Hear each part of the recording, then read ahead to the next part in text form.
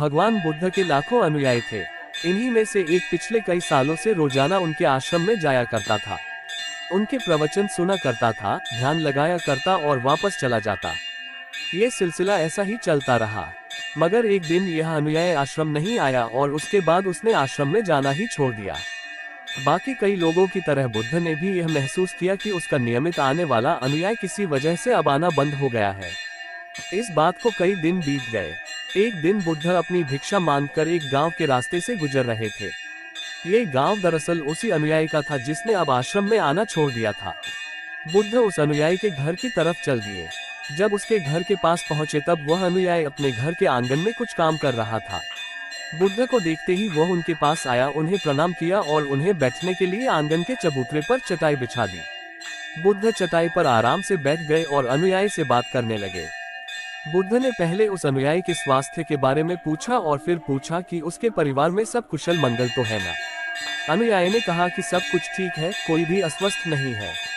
बुद्ध ने उससे आगे पूछा, अगर सब ठीक है तो तुमने आश्रम में आना क्यों छोड़ दिया। अब अनुयायी ने थोड़ा सा शर्मिंदा होते हुए कहा, गुरुजी मैं क्या करता, मेरे पास पहनने के लिए सिर्फ एक ही जोड़ी कपड़ा है और वह भी अब जगह जगह से फट चुका है, उसमें कई जगह छेद हो गए हैं। अब आप ही बताइए, ऐसी हालत में मैं इतने सारे लोगों के सामने कैसे आता। बुद्ध ने उसकी तरफ ध्यान से देखा और पाया कि उसकी बातों में पूरी सच्चाई थी और उसके कपड़ों की हालत खस्ता थी। बुद्ध ने मुस्कुराते हुए उस अनुयायी के कंधे पर हाथ रखा और सब ठीक हो जाएगा बोलकर उसे दिलासा दिया और वहां से चले गए। एक बार बुद्ध जब प्रवचन दे रहे थे तो प्रवचन खत्म होने के बाद बुद्ध ने अपने एक धनवान अनुयायी को रुकने के लिए कहा। बुद्ध ने उससे कहा कि वह उनके गरीब अनुयायी को 2 जोड़ी कपड़े भिजवा दे।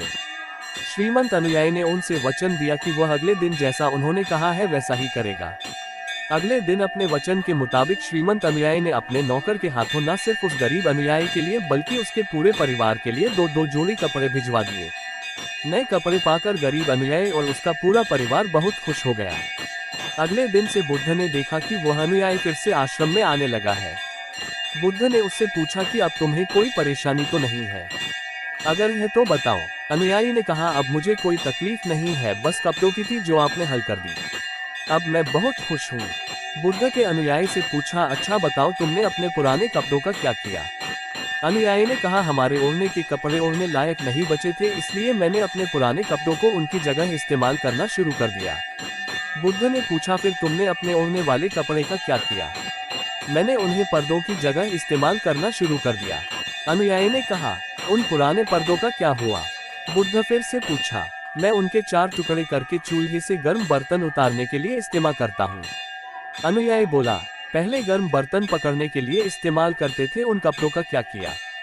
बुद्ध ने फिर से पूछा, मैं अब उन्हें घर में पोछा लगाने के लिए इस्तेमाल करता हूँ। अनुयायी ने जवाब दिया, पुराने पोछे का क्या किया वह भी बता दो।